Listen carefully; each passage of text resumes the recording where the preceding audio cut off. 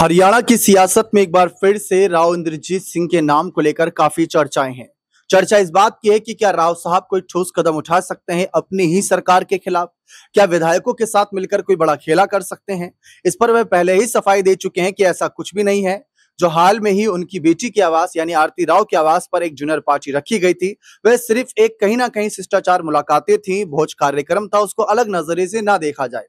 फिलहाल हरियाणा की सियासत में हर कोई इसी बात को लेकर कयास लगा रहा है कि राव साहब के साथ कितने विधायक हैं, कितने समर्थक हैं। अगर कल को सचमुच भारतीय जनता पार्टी के खिलाफ होना भी पड़ा तो कितने विधायक उनका साथ देंगे। क्योंकि हमने देखा था, एक रिपोर्ट सामने आई थी जहां पर राव साहब ने खुद ये बात कबूल करी थी कि 2-3 विधायकों को फोन आया था डिनर के बाद कि भाई आप क्या करने गए थे वहां पर, क्या बातचीत हुई, सारी बात बताइए। तो इस पर भी राव इंद्रजीत ने सवाल उठाए थे।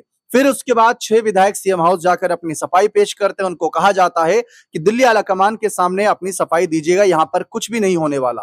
लेकिन उसके बाद जितने भी बीजेपी के आलाकमान नेता हैं हरियाणा के, उन्होंने साफ कहा कि इस डिनर पार्टी से कुछ होने नहीं वाला, फर्क नहीं पड़ेगा, हमारी पूरी सरकार जो है 5 साल तक चलेगी। अब ये कयास काफी लोग लगा रहे हैं। इस बीच विधायकों की संख्या पर बहुत ज्यादा जोर दिया जा रहा है, क्योंकि किसी बड़े नेता की ताकत का अंदाजा उसके समर्थक गुटों से ही लगाया जा सकता है। जैसे राजस्थान की राजनीति में गहलोत गुट की बात करें, पायलट गुट की बात करें, हरियाणा की सियासत में हुड्डा गुट की बात करें, कुमारी शैलजा गुट की बात करें। लेकिन फिलहाल विधायक कौन से किसके कितने साथ हैं, ये तो एक चर्चा लगी रहेगी। आगे इस पर हम बातचीत करते रहेंगे। अपनी इस खास रिपोर्ट में चर्चा करते हैं राव इंद्रजीत सिंह की संपत्ति को लेकर कि आखिर कितनी संपत्ति के मालिक हैं, कितनी धन दौलत है उनके पास। इससे पहले हम उनकी बेटी आरती राव की संपत्ति को लेकर भी अपनी कुछ रिपोर्ट्स में जानकारी दे चुके हैं। आपने नहीं देखी तो आप अवश्य देखिए वो रिपोर्ट। लेकिन अपनी इस रिपोर्ट में हम आपको दिखाएंगे राव इंद्रजीत की कितनी संपत्ति है। तो देखिए आप हमारी एक खास रिपोर्ट। केंद्रीय राज्य मंत्री राव इंद्रजीत सिंह ने जब भारतीय जनता पार्टी के टिकट से 2024 के लिए अपना नामांकन दर्ज किया था तो उनकी संपत्ति को लेकर कुछ बड़े खुलासे हुए थे। जहां आपको बताएं तो परिसीमन के बाद साल 2009 में गुरुग्राम सीट अस्तित्व में आई। तभी से सीट पर राव इंद्रजीत सिंह पहले कांग्रेस और फिर बीजेपी के टिकट पर जीतते आए। गुरुग्राम से जब चौथी बार और बीजेपी से तीसरी बार चुनावी मैदान में उतरे थे राव इंद्रजीत सिंह के जरिए जब चुनाव आयोग को दिए गए संपत्ति के ब्यौरे को लेकर हैरान करने वाला खुलासा हुआ था। राव इंद्रजीत सिंह की संपत्ति पिछले 5 साल में तिगुनी से भी अधिक हो गई थी। उनकी संपत्ति 100 करोड़ से भी अधिक की हो गई थी। साल 2019 के लोकसभा चुनाव में राव इंद्रजीत सिंह की संपत्ति करीब 42 करोड़ थी। लगातार 2 बार बीजेपी की टिकट पर गुरुग्राम लोकसभा से सांसद बने इंद्रजीत सिंह की संपत्ति 2024 यानी पिछले 5 साल में बढ़कर 121 करोड़ रुपए से ऊपर की थी। उनकी वार्षिक आय वित्त वर्ष 2022-23 में 1,81,25,800 रुपए थी। इससे पहले 2019 में उनकी आय का यह आंकड़ा 1,53,59,60,30 था। राव इंद्रजीत सिंह के पास 2 लग्जरी गाड़ियां टोयोटा इनोवा और कैमरी मॉडल है। टोयोटा इनोवा 2015 मॉडल है जिसकी कीमत 17,78,000 उस समय बताई गई थी। कैमरी गाड़ी की 2019 मॉडल जिसकी कीमत 42,28,000 उस समय बताई गई थी। दोनों वाहनों की कीमत को मिला दे तो 60 लाख से अधिक की कीमत बताई जाती है। परिवार में उनके साथ पत्नी मनीता सिंह है। उनके पास कोई वाहन नहीं। उनकी पत्नी के पास करीब 48 लाख रुपए के सोना, चांदी, हीरे की ज्वेलरी है। हीरे की ज्वेलरी की कीमत 4,63,500 रुपये है। बीजेपी प्रत्याशी राव इंद्रजीत सिंह और उनकी पत्नी मनीता सिंह ने कई बीमा पॉलिसी भी ले रखी है। पति पत्नी ने बीमा पॉलिसी में 3,97,000 रुपये का निवेश भी किया हुआ है। उनकी पत्नी की बीमा पॉलिसी 1 लाख रुपये की है। इसके अलावा गुरुग्राम के वर्तमान सांसद ने शेयर और म्यूचुअल फंड में अपने और पत्नी मनीता सिंह के नाम पर लाखों रुपये का निवेश किया हुआ है। उन्होंने अपनी और अपने पत्नी के नाम से करीब 82 लाख रुपए शेयर बाजार और म्यूचुअल फंड में निवेश किया हुआ है। बीजेपी प्रत्याशी राव इंद्रजीत सिंह ने शपथ पत्र में अपने बैंक खातों की जानकारी देते हुए बताया था कि उनका अलग अलग बैंकों में करीब 16 करोड़ रुपए से की अधिक राशि जमा है। उनकी पत्नी मनीता सिंह के बैंक खातों में 2 करोड़ 32 लाख रुपए जमा है। दोनों के बैंक खातों में जमा रकम के साथ एफडी भी शामिल है। चुनाव आयोग को दिए ब्यौरे के मुताबिक राव इंद्रजीत सिंह कर्जदार भी हैं। उन्होंने 20 करोड़ रुपए से अधिक का लोन भी ले रखा है। साथ ही करोड़ों रुपए कंपनी, फर्म, ट्रस्ट और लोन को भी दे रखा है। राव इंद्रजीत सिंह ने एक रिजॉर्ट को 1.77 करोड़ रुपए कर्ज दिया। इसी तरह उन्होंने छवि सिंगला नाम की महिला को दिल्ली के एक फ्लैट के लिए 2.5 करोड़ रुपए का लोन दिया। शिवदत्त सोनी नाम के व्यक्ति को बीजेपी प्रत्याशी ने नई दिल्ली स्थित फ्लैट के लिए 50 लाख रुपए का लोन दिया। खेड़ की दोला टोल प्लाजा के पास स्थित एयर सीएनजी स्टेशन को उन्होंने करीब 65 लाख रुपए का लोन दिया। लोन की कुल रकम 5 करोड़ से अधिक की है। राव इंद्रजीत सिंह ने बताया कि उन्होंने बैंक से 10 करोड़ 11 लाख 88 हजार रुपए लोन भी लिया हुआ है। राव इंद्रजीत सिंह की चल संपत्ति 23 लाख 19 करीब यहाँ पर 23,19,93 रुपये बताई जाती है, जबकि उनकी पत्नी मनीता सिंह की चल संपत्ति 6 करोड़ 68 लाख बताई जाती है।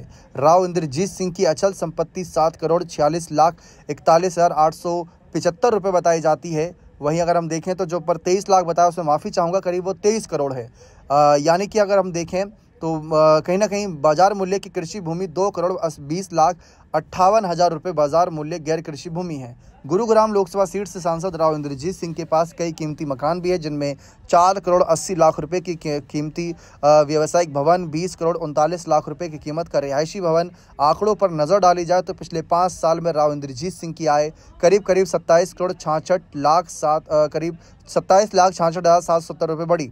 इसी तरह उनकी पत्नी की आय 24 लाख 84,380 रुपये बढ़ी और उनके पास 2,84,500 रुपये नकदी भी उस समय बताई गई थी।